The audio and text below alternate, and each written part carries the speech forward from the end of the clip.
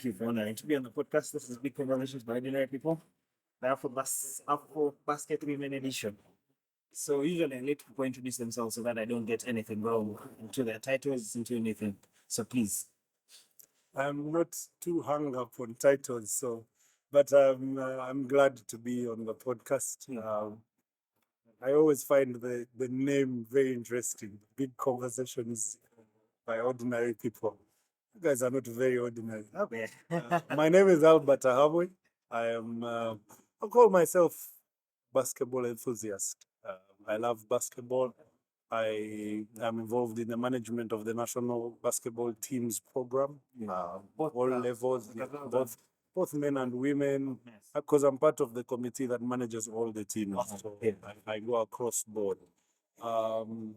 I'm also a bit involved with my alma mater, UCU, but I don't hold a position at UCU. I am there as a fan, maybe one of the longest serving fans, because I've been with the team since 2006 when we were still in Div 1 before we came to the NBL.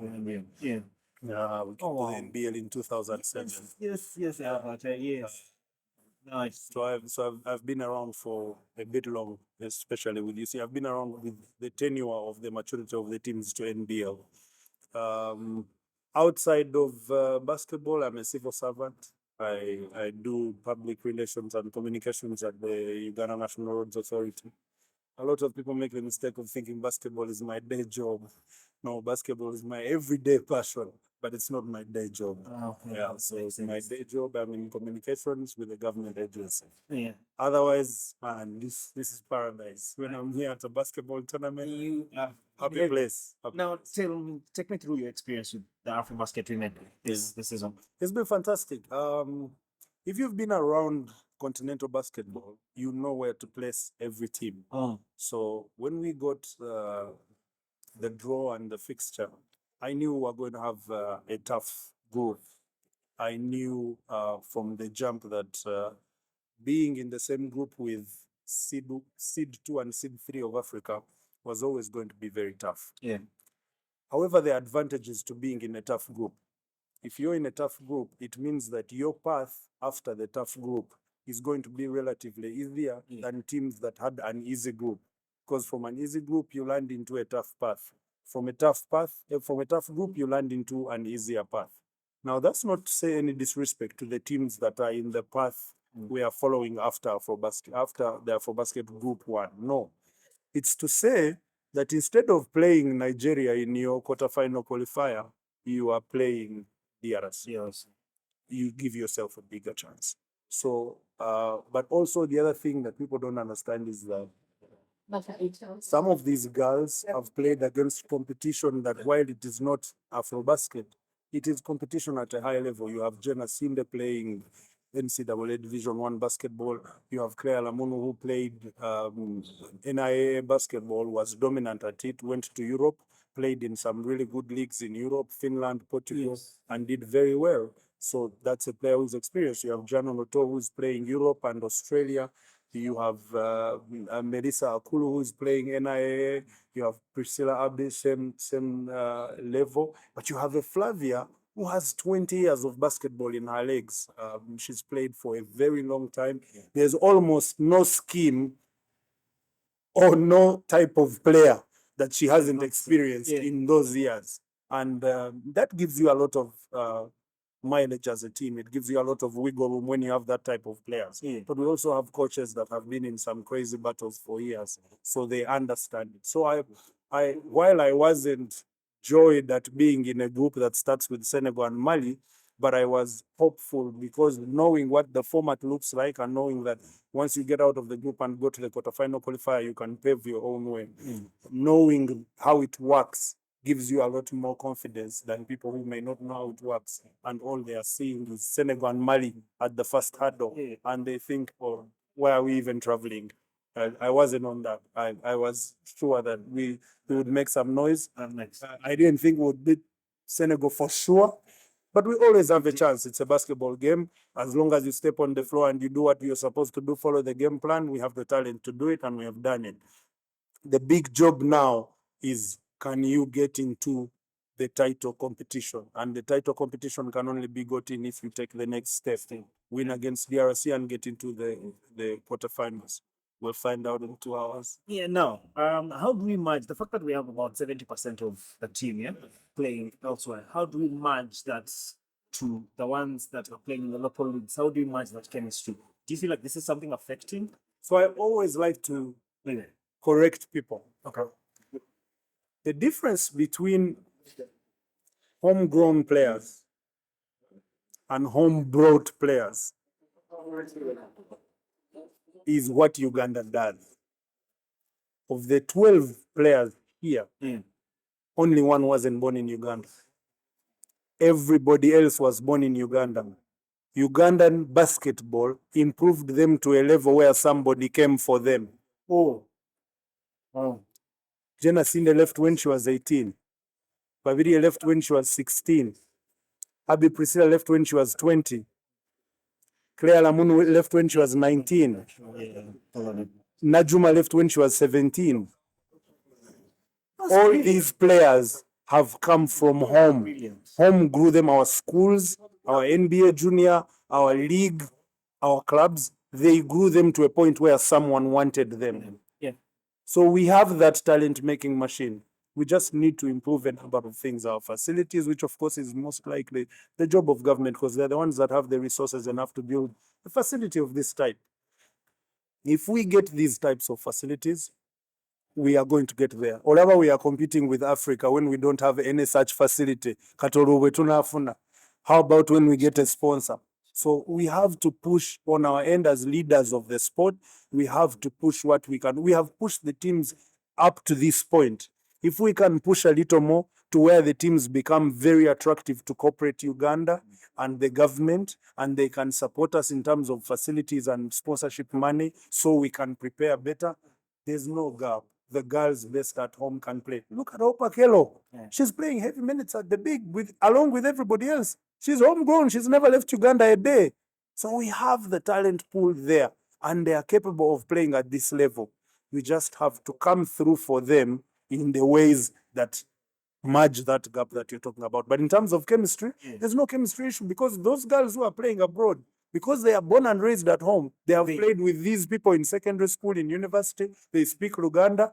Melissa is actually, she speaks Luganda the whole time. Abby, same. Now I've had Janon has started saying 1 or 2 Luganda words.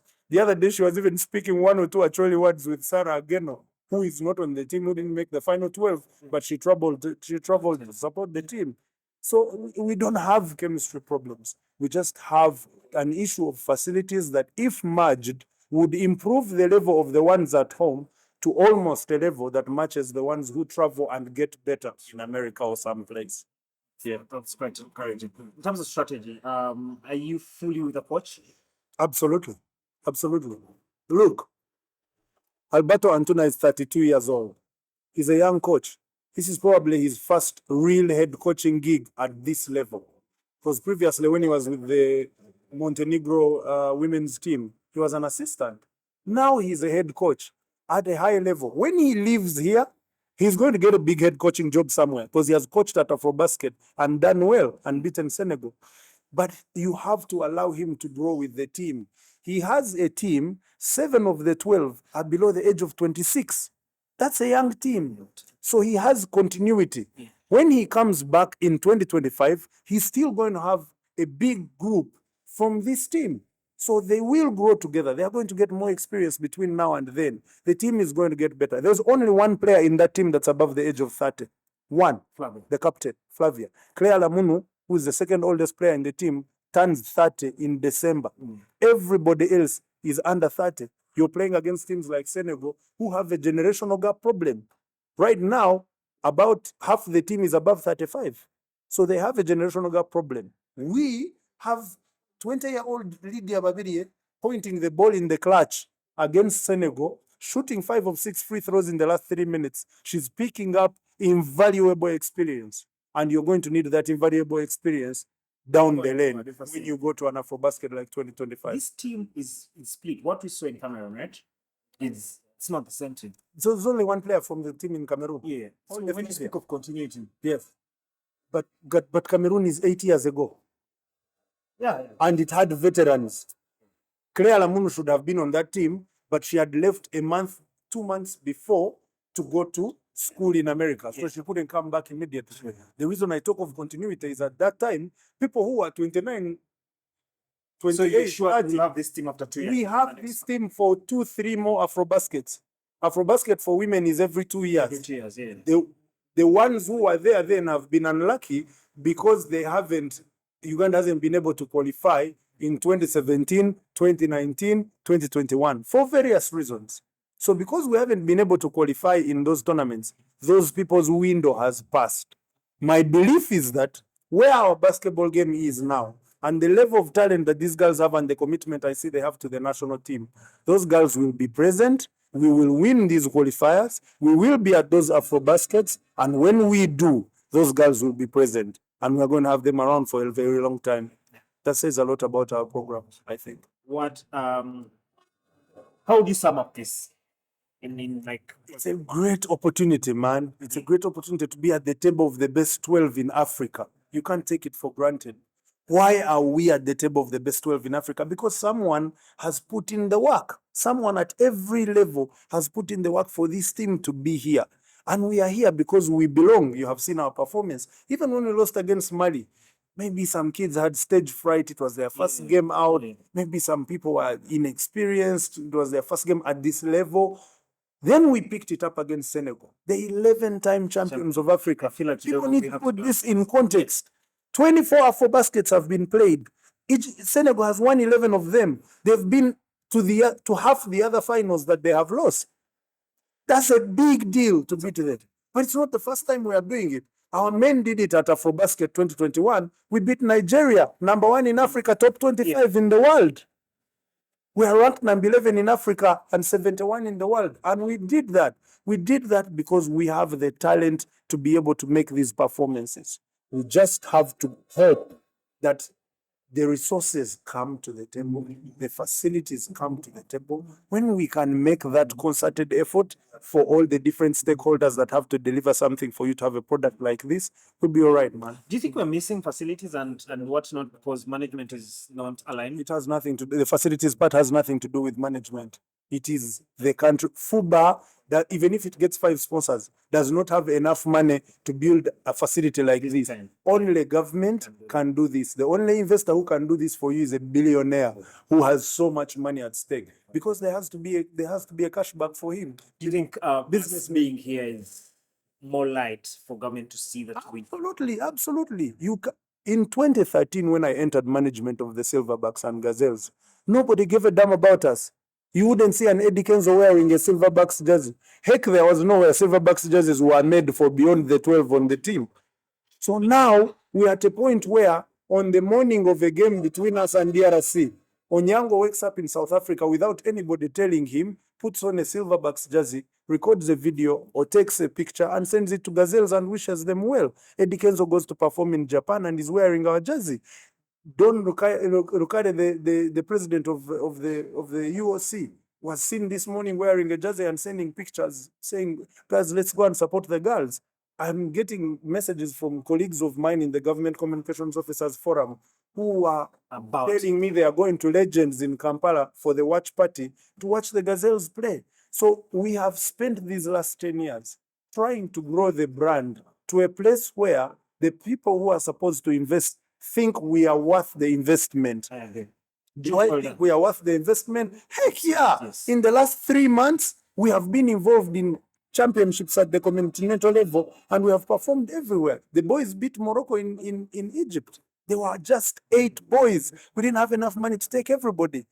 The girls finished number 5. We have people playing 3-on-3 in Tunisia and Kinshasa. We now have the Gazelles here. A week from now, as soon as we get back to Kampala, the Silverbacks will be one of only 8 teams in Africa that are playing the pre-Olympic qualifiers in Lagos. Only 8 teams in Africa are going there. The other 5 that have a chance to qualify for the Olympics are the 5 that went to the World Cup. So we are here because we deserve to be here, but also the federation has done mostly its part to make the game visible to the powers that be that can then invest. There's only so much you can ask for from a lame man who is working hard with his hands. Albert, as we conclude, last question: what legacy are you trying to leave behind with this basketball thing? I told people in 2014 that if ever I leave this game one day, I want to leave being comfortable to look people in the eye and say, I was part of a group that made Uganda one of the consistently best 10 countries in basketball in Africa. We are knocking on higher doors. Maybe we'll enter top 8, maybe we'll enter top 5. Look, man, we have a player in the NBA. We have one playing in the summer league, and we have kids that are on the verge of entering the NBA. We've been knocking on the door for a long time, and now we have started to see the fruits of that work. So when I leave, I don't think it's soon. I want to be proud that I was part of a group that made Uganda's name a staple in African basketball. Thank you, Albert.